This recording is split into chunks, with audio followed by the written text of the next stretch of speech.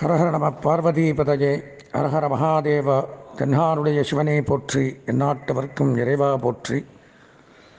வேண்டத்தக்கது அறிவோயினி வேண்டும் முழுதும் தருவோயினி, வேண்டும் அஜன் மாலுக்கு அறியோயினி வேண்டி என்னை பணி கொண்டாய், வேண்டும் பரிசு ஒன்று உண்டனில் அதுவும் உந்தன் விருப்பன்றே. தத்புருஷாய வித்மஹே மகாதேவாய தீமஹே தன்னோ ருத்ர பிரச்சோதயாத். எல்லாமல்ல பார்வதி பரமேஸ்வரனுடைய பெருங்கருணையினாலே அன்பார்ந்த நேயர்களுக்கு உங்களுடைய ஜோதிட ஆச்சாரியர் ஜோதிட குரு சிவஸ்ரீ டி சரவணமாணிக்க சிவாச்சாரியர், முதல்வர், காஞ்சி காமகோடி பீடம், வேத சிவ ஆகம பாடசாலை, சங்கரமடம், காஞ்சிபுரம்.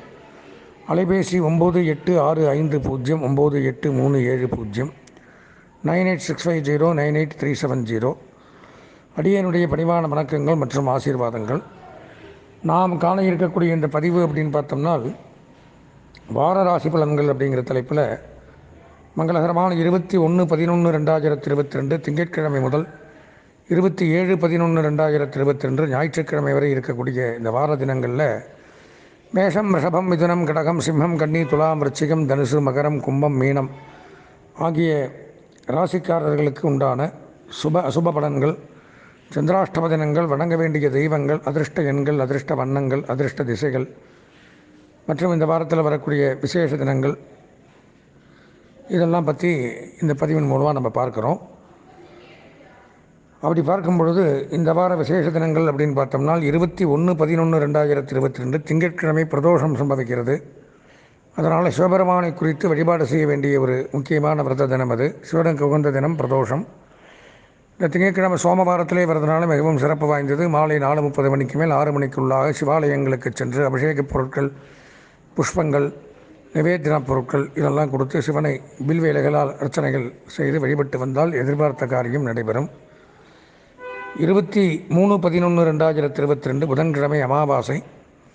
அன்றைய தினம் பித்திருக்கள் முன்னோர்களை நினைத்து வழிபட்டு காலையில் சாப்பிடாமல் தர்ப்பணங்கள்லாம் கொடுத்து பிண்டங்கள்லாம் வச்சுட்டு மத்தியானம் காகத்திற்கு அன்னமிட்டு பிறகு நாம் ஆகாரம் உட்கொள்வது மிகவும் நல்லது. அதே போல் அன்றைய தினத்தில் இந்த உபாசனை தெய்வங்கள், மந்திரதந்திர உச்சாடனங்கள், இந்த மாந்திரீகம், செய்வனை, ஏவல் இந்த மாதிரிலாம் இருந்தால் நிவர்த்தியாகும். அதற்குண்டான காளி, பத்ரகாளி, முனீஸ்வரர், கருப்பராஜன், கன்னிமார், காவல் தெய்வங்கள் இவங்களையெல்லாம் வழிபடக்கூடிய ஒரு தெய்வ தினமாக அன்றைய தினம் விளங்குகின்றது.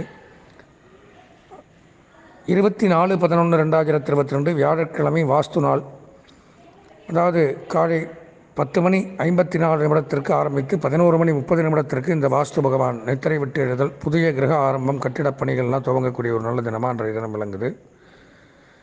இந்த வார சந்திராஷ்டமம் அப்படின்னு பார்த்தோம்னா மீனம், மேஷம், ரிஷபம், பூரட்டாதி, உத்திரட்டாதி, ரேவதி, அஸ்வதி, பரணி, கிருத்திகை, ரோகிணி, மிருகசீரிஷம் ஆகிய நட்சத்திரத்தில் பிறந்தவர்களுக்கு இந்த வார சந்திராஷ்டமம் அப்படிங்கிறது சம்பவிக்கிறது.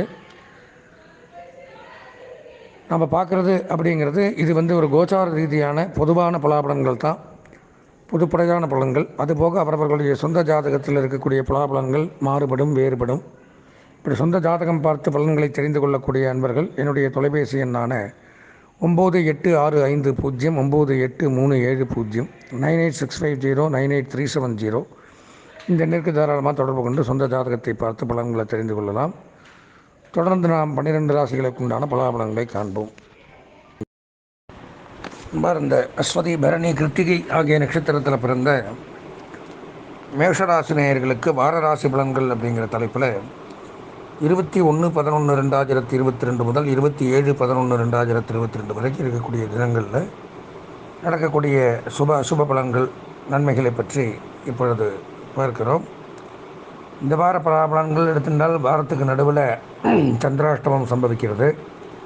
அதனால் கொஞ்சம் எச்சரிக்கை, கவனமாக செயல்படுறது நல்லது. புது செயல்களில் ஈடுபட வேண்டாம். இறை வழிபாடுகளை மேற்கொள்வது மிகவும் அவசியம். ராசியிலே ராகு சஞ்சரிக்கிறார். யோககாரகன் ராகு. இப்போ திடீர் யோகம், அதிர்ஷ்டம், பெயர், புகழ், அந்தஸ்து, கௌரவம், பாராட்டு, நன்மைகள் சற்று கூடுதலாக கிடைக்கக்கூடிய அமைப்பு, எதிர்பார்த்த காரியங்கள் கைகூடுதல், புதிய தொழில்கள் தொடங்குதல், இந்த மாதிரி இருக்கக்கூடிய நட்புகளை அதிகப்படுத்திக்கொள், அந்யோன்யங்கள் ஏற்படுத்துகள், கணவன் மனைவிக்குள்ளே இருந்து வந்த கருத்து வேறுபாடுகள் விலகி ஒருவரை ஒருவர் புரிந்து கொண்டு விட்டு கொடுத்து செல்வது, இந்த மாதிரி அமைப்புகள்லாம் ஏற்படும். தன வருவாய் அதிகரிக்கும். பொருளாதார வளர்ச்சி முன்னேற்றத்தை காணும். அதே மாதிரி ஹோட்டல்ஸ், ரிசார்ட்ஸ், தங்கும் விடுதிகள், லாட்ஜ், உணவகங்கள், கேன்டீன், கேட்ரிங் சர்வீஸ், சிற்றுண்டி, டீ கடை, பேக்கரி இந்த மாதிரி வச்சு நடத்துகிறவங்களுக்கு கூடுதல் நன்மை ஏற்படும். ராசிக்கு 3ஆம் இடத்துல செவ்வாய் வக்ரகதியில் இருக்கிறதுனால மருத்துவ செலவுகள் குறையும். மருந்து கம்பெனி, மருந்தகங்கள் வைத்து நடத்தக்கூடியவர்களுக்கு வருவாய் அதிகரிக்கும். தாயாருக்கு ஏதாவது உடல்நல கோளாறு, மருத்துவ செலவுலாம் இருந்தால் அதெல்லாம் குறையக்கூடிய வாய்ப்பு ஏற்படும். தாயார் வழி சொந்தங்கள் வருகை அப்படிங்கிறது ஏற்படும். இவ்வளோ நாளாக தாயார் வகையில் இருக்கக்கூடிய சொந்தங்கள் ஏதாவது மனக்கசப்பு பிரச்சனைகள் அதெல்லாம் இருந்ததுன்னா இப்போ அது நிவர்த்தியாகி, செவ்வாய் வக்கரமாக இருக்கிறதுனால அதெல்லாம் நிவர்த்தியாகி அவங்கெல்லாம் கருத்து வேறுபாடுகளை மறந்து ஒன்று கூடுதல் அப்படிங்கிற வாய்ப்பு ஏற்படும். அதே மாதிரியே பூமி லாபம், மனை லாபம், வீடு லாபம் இதெல்லாம் நன்மை. விவசாயிகளுக்கு பெரும் செல்வம் ஏற்படும். மருத்துவ கல்வி பயிலக்கூடிய மாணவர்கள் மருத்துவத்துறை, சுகாதாரத்துறை, மக்கள் நல்வாழ்வுத்துறை இதில் எல்லாம் பணிபுரியக்கூடியவர்களுக்கு நன்மை சற்று கூடுதலாக கிடைக்கும். ரியல் எஸ்டேட், அகழ்வாராய்ச்சி, நிலத்தடி நீர், நெடுஞ்சாலை பணியாளர்கள், கட்டுமான பணியாளர்கள், லேப் அசிஸ்டண்ட், லேப் வச்சுருக்கிறவங்க இவங்க எல்லாத்துக்குமே சிறப்பான யோகம் அப்படின்னு சொல்லலாம். ராசிக்கு 12ஆம் இடத்துல விரயஸ்தானத்தில் குரு இருக்கிறதுனால சுப விரயங்கள் ஏற்படும். திருமண செலவுகள் நடக்கலாம். வீட்டில் வேறு ஒருத்தருக்கு நிச்சயதார்த்த செலவு, திருமண செலவு, காது குத்தல் இந்த மாதிரி சுபமங்கலமான நிகழ்ச்சிகள் எல்லாம் நம்மளுடைய பணத்தை விரயம் பண்ணுறது, அல்லது இடம் வாங்குறது, நிலம் வாங்குறது, வீடு வாங்குறது, ஆபரணங்கள் வாங்குறது, வாகனங்கள் வாங்குறது அந்த மாதிரி அமைப்புகள்லாம் சில பேருக்கு ஏற்படலாம். 10ஆம் இடத்துல தொழில், ஜீவனஸ்தானம், கர்மஸ்தானத்தில் சனி சஞ்சரிக்கிறதுனால நிரந்தரமான தொழில் அப்படிங்கிறது இப்போ அமையும். செய்தொழிலில் லாபங்கள் உண்டாகும்.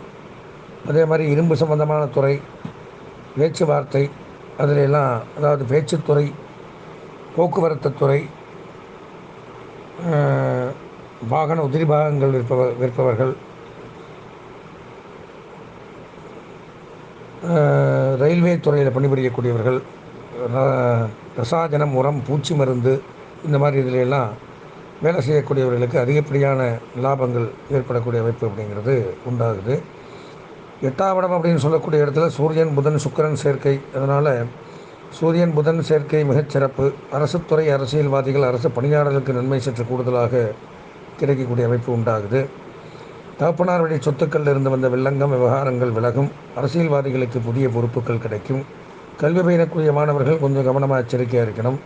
அதே மாதிரி தனியார் துறை, ஐடி கம்பெனி, ஆடிட்டிங், எழுத்து, வசனம், இயக்கம், பேச்சு, சினிமா, இசை, நாடகம், ஜோதிடம் இந்த மாதிரி பண்ணக்கூடியவர்கள் கொஞ்சம் கவனம் தேவை. அதே மாதிரியே நிதி நிறுவனங்கள், ஷேர் மார்க்கெட்டிங், ஆபரண தொழில் பண்ணுறவங்க கொஞ்சம் கவனமாக எச்சரிக்கையாக இருக்க வேண்டிய ஒரு வாரம். 7ஆம் இடத்துல கேது சஞ்சரிக்கிறது மிகவும் நன்மை. சட்ட ரீதியான பிரச்சனைகள், நீதிமன்ற பிரச்சனைகள், காவல்துறை பிரச்சனைகள் விலகும். இறை வழிபாட்டில் எண்ணங்கள் மேலோங்கும். இருந்து வந்த திருமண தடை விலகும். விவாகரத்து அந்த மாதிரி பிரச்சனைகள்லாம் விலகும். ஆன்மீக பயணங்கள் மேற்கொள்ளலாம். அதே மாதிரி சட்டம், நீதிமன்றம், காவல், இராணுவம், சினிமா, கேளிக்கை, விளையாட்டு, சுற்றுலாத்துறையில் பணிபுரியக்கூடியவர்களுக்கெல்லாம் நன்மை சற்று கூடுதலாக அமையக்கூடிய ஒரு வாரமாக இந்த வாரம் விளங்குது. மேஷராசி நேயர்கள் அப்படின்னு எடுத்துட்டால் இது கோச்சார ரீதியான பலாபலன்கள் தான். அதுபோக அவரவர்களுடைய சொந்த ஜாதக பலாபலன்கள் அப்படின்னு ஒன்று உண்டு. அந்த ஜாதகத்தில் 100% துல்லியமாக நம்ம கணிச்சு சொல்லலாம். இது சொந்த ஜாதகம் பார்க்க விருப்பமுடைய அன்பர்கள் என்னுடைய தொலைபேசி எண்ணான 9865098370 இந்த எண்ணிற்கு தொடர்பு கொண்டு தாராளமாக சொந்த ஜாதகம் பார்த்துக்கலாம். இந்த வாரம் அப்படின்னு எடுத்திருந்தால் ஒரு 90% நன்மைகள், கல்வி பயிலக்கூடிய மாணவர்களுக்கு 70% நன்மைகள், கலைத்துறை, அரசியல்வாதிகள், பெண்களுக்கு 80% நன்மைகள், சுய தொழில், உத்தியோகம், வியாபாரம், விவசாயம் செய்பவர்களுக்கும் 80% நன்மைகள் ஏற்படக்கூடிய அமைப்பு உண்டாகுது. இந்த வாரம் அதிர்ஷ்டமான வண்ணம் வெள்ளை, அனுகூலமான திசை வடகிழக்கு, அதிர்ஷ்டமான எண் 2.